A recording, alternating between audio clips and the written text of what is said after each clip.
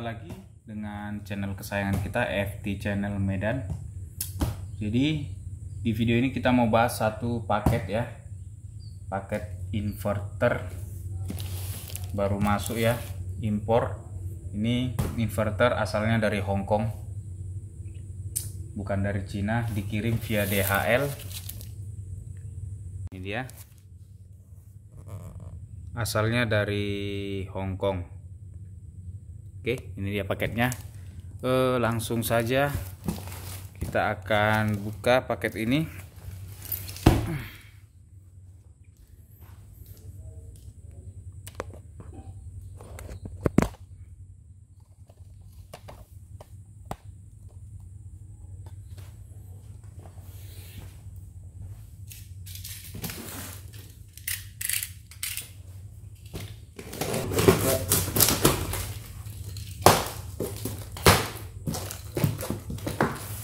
Ya, ini dia.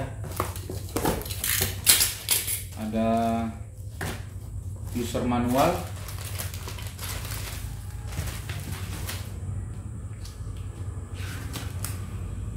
Nanti kita akan baca. Ada baut.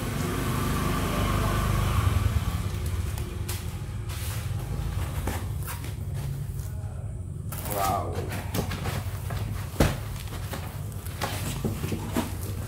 Susah bukanya.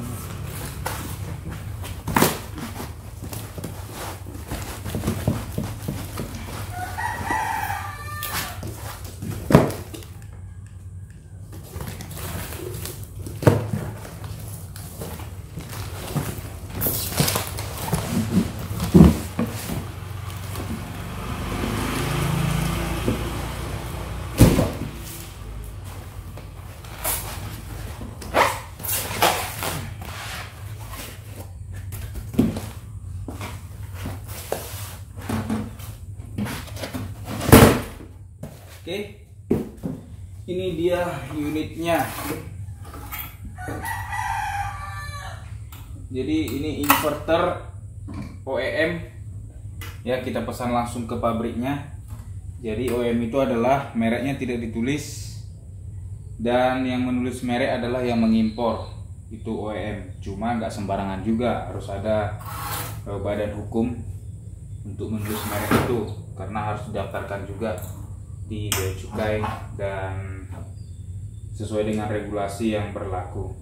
Untuk ini adalah inverter 1000 watt ya, tipenya RP1012E. Di sini bisa kita lihat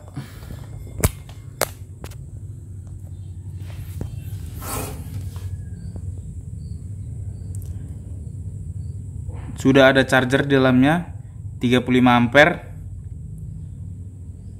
Inputnya itu kisaran 155 volt sampai 275 volt 50 Hz ya, maksimal 30 ampere untuk inputnya, dan outputnya 200 volt sampai 240 volt 50 Hz 1000 watt dengan Kospi 1 ya. Kospinya lumayan baik, 1 dengan berat 11,3 kg untuk unitnya sendiri. Ya, ini dia barangnya. Tampilannya ada LCD. Ini masih ada plastiknya.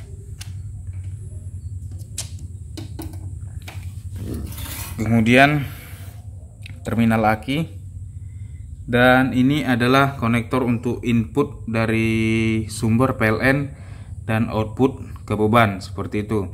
Jadi dari kawaya meter bisa masuk ke sini langsung ke input, lalu outputnya langsung ke beban, seperti itu ya. Ini tombol on off nya hanya ada satu, on dan off. Langsung saja kita akan nyalakan ya. Untuk tampilannya seperti ini.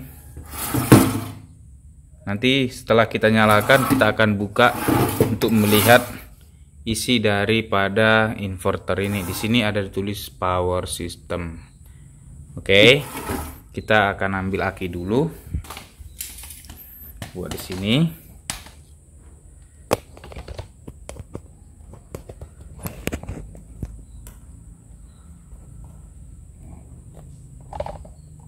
Kita langsung saja tes masih sistem 12 volt, jadi kita cukup satu aki juga sudah bisa. Langsung kita nyalakan.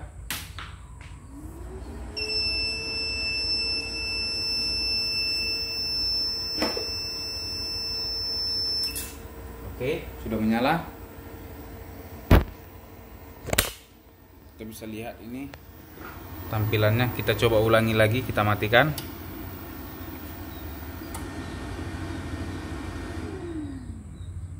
Ya, sudah mati. Nah, kita akan coba nyalakan kembali. Ini kita on kan. Kita lihat.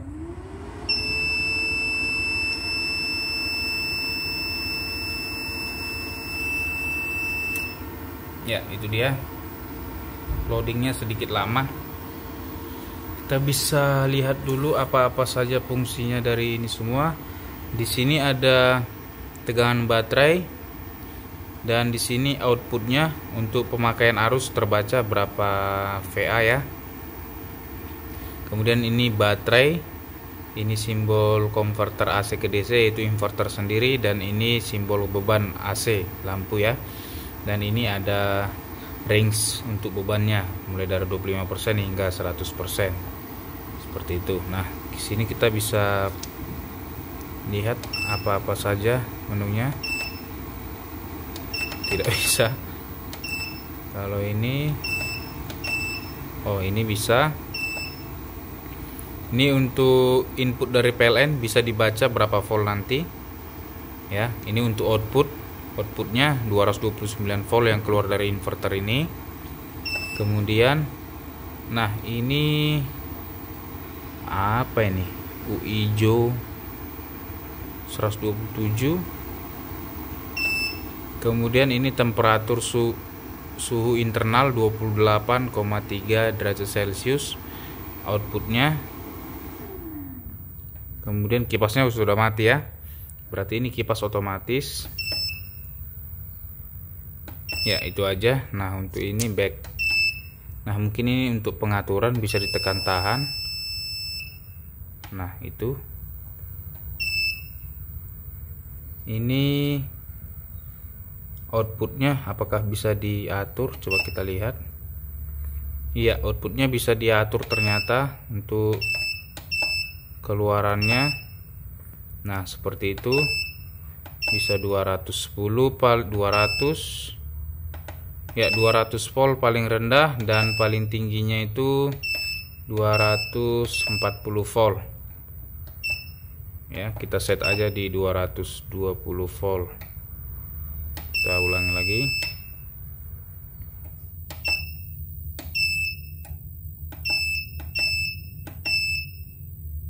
Oke, kemudian baterai lemahnya itu di 10,5. Mungkin ini juga bisa diatur. Iya, benar. Jadi baterainya nanti ketika tegangan baterai di 10,5 itu bawaan pabriknya inverter akan mati. Tapi itu juga bisa diatur tegangannya melalui LCD ini ya. Dan ini adalah halaman settingnya.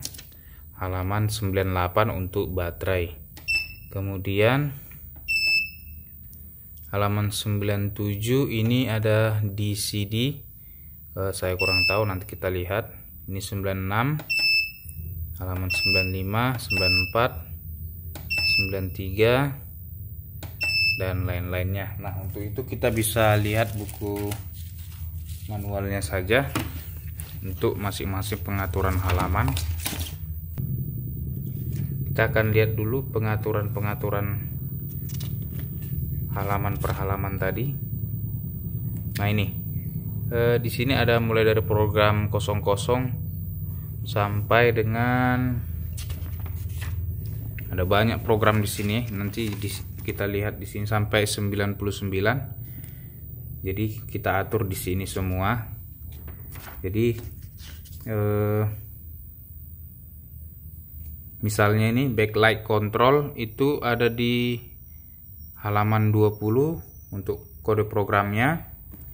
Dan di sini backlight on. Oh, bisa di on kan atau di off kan. Baik, kita coba dulu untuk program yang ke-20. Jadi 20 itu untuk layar ini bisa dinyalakan dan dimatikan. ya. Jadi kita tekan enter, tahan. Nah, ini dia halamannya. Kita bisa cari untuk halaman 20. Nah, ini dia settingannya on. Coba kita setting off, baru save. Nah, baru back.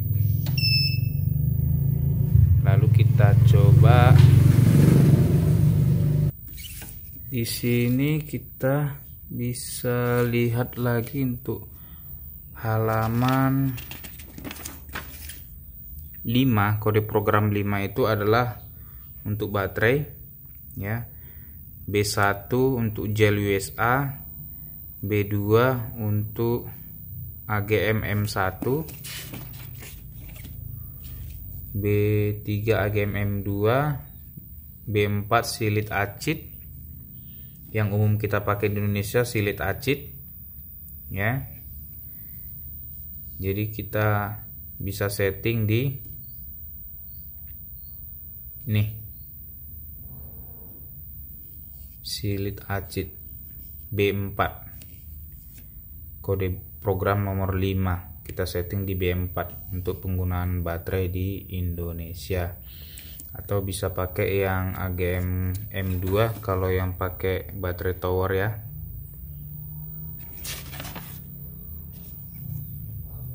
Antara B3 sama B4 seperti itu. Cuman kalau pakai aki di Indonesia pakai yang ini. Nah, ini dia mati layarnya karena kita tadi off kan. Jadi kita bisa nyalakan kembali dengan menekan ini. Nanti setelah beberapa menit dia akan mati lagi. Oke, kita coba tadi kembali ke halaman 20 untuk menyalakannya terus. Kita tekan. Agak lama. Nah, ini kita cari halaman 20. Nah, ini kita bisa setting, kita on kan, baru save, ya, seperti itu. Nah, saya rasa ini bunyinya terlalu berisik.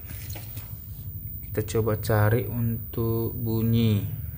Ini auto restart, temperatur, frekuensi. Oh iya, ternyata frekuensinya juga bisa disetting di nomor 9. Itu bisa di 50 Hz atau 60 Hz, ya. Kita di Indonesia kita cek dulu untuk nomor 9 frekuensi. Kita harus setting ke 50 Hz. Nomor 9. Ya, sudah benar. Nomor 9.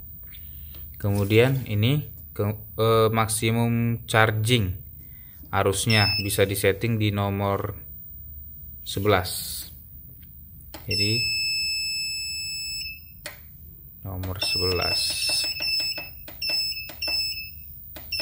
Nah, ini dia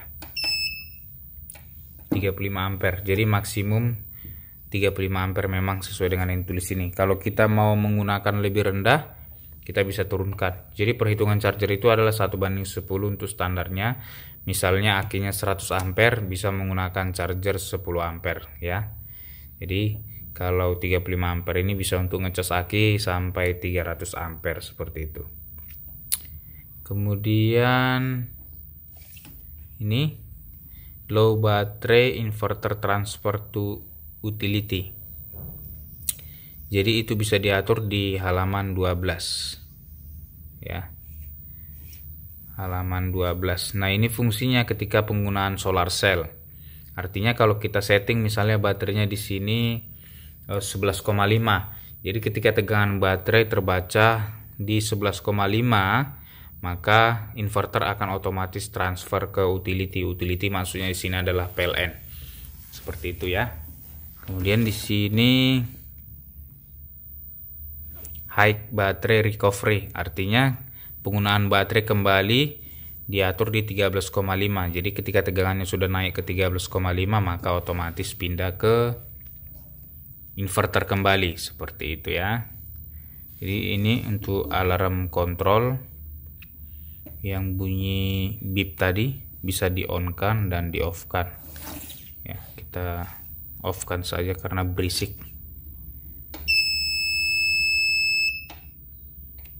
Di halaman 18.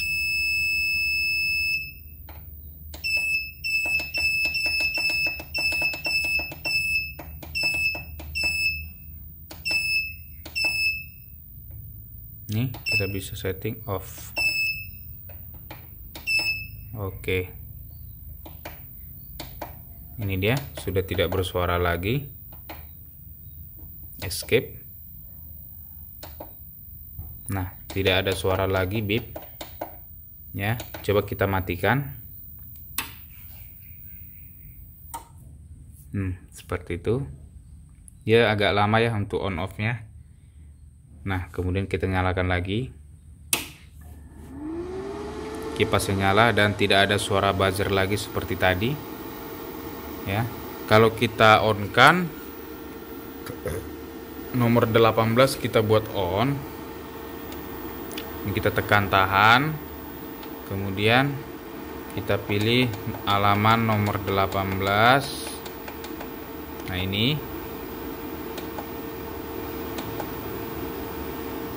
kalau kita setting on, nah dia akan bersuara setiap ditekan tombol maupun ketika dinyalakan juga dia akan nyala seperti itu ya. Jadi kita matikan saja. Di 18 ini kita buat off, baru save. Oke, tidak bersuara lagi. Nah, jadi semuanya ada di sini. Tinggal kita atur mau apa yang kita inginkan, bisa dilihat di sini dan diatur ya. Mulai dari dry contact control, di sini ada. Kemudian sini low battery alarm di halaman 98.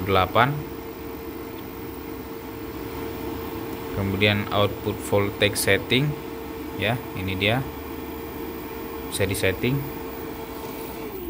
Nah, ini kalau kita lihat tadi outputnya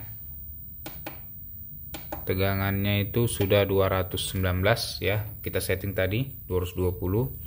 Kita juga bisa naikkan ini di halaman 99, kita bisa setting ya. Kita bisa lihat di sini sementara ini adalah 219 volt. Kalau kita mau setting, kita bisa naikkan tegangan ini di halaman 99, kita set, kemudian kita bisa naikkan atau turunkan.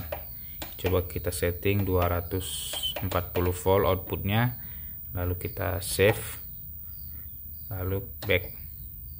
Nah, di sini tegangannya sudah naik jadi 239 volt ya. Kita setting standarnya saja 220.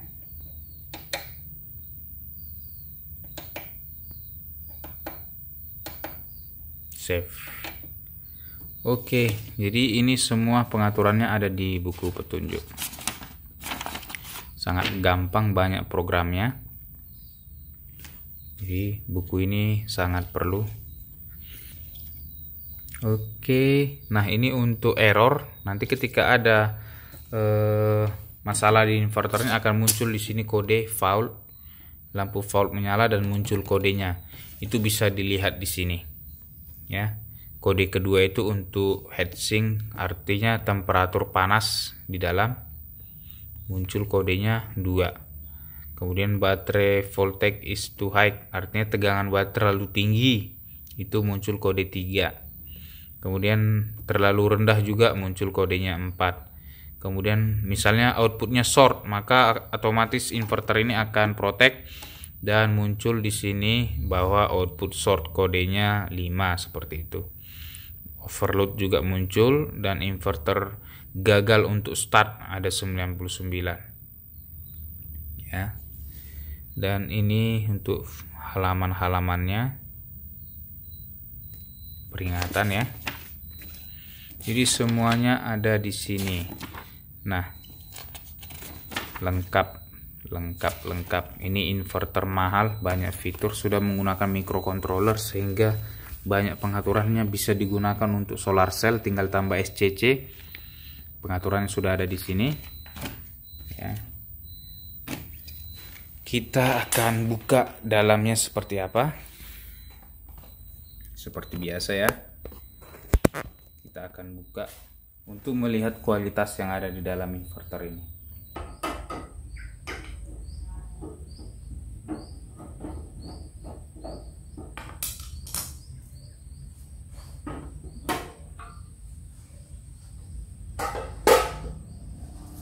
Oke, ini dia. Ternyata dia inverter trafo.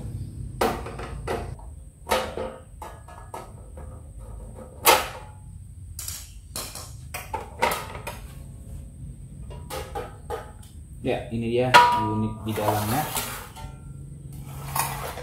Ya, trafonya cukup besar. Jadi ini yang bikin berat. Ini inverter 1000 watt. Beratnya 11 kg. Kita bisa iya, ini dia barangnya. Jadi di sini ada satu buah trafo yang cukup besar. Itu tipe trafonya. Dan di sini ada 4 buah MOSFET tambah 4 ada 8. Dan di baliknya juga ada sama 8 juga. Ya. Ini dia. Nah, ini untuk relay otomatis overswitch-nya. Ini relay 10 ampere. Jadi cukup untuk inverter ini karena relay 10 ampere kali 220 volt itu 2200 watt. Sementara ini inverternya hanya 1000 watt. Jadi cukup 10 ampere ya. Jadi ini dia penampakan di dalam inverter itu. Jadi ini inverter non CT. Ini masuk ke dalam, langsung keluar outputnya ini.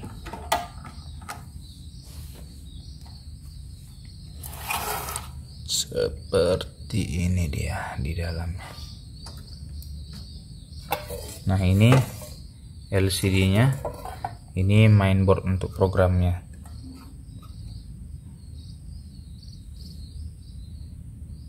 Luar biasa.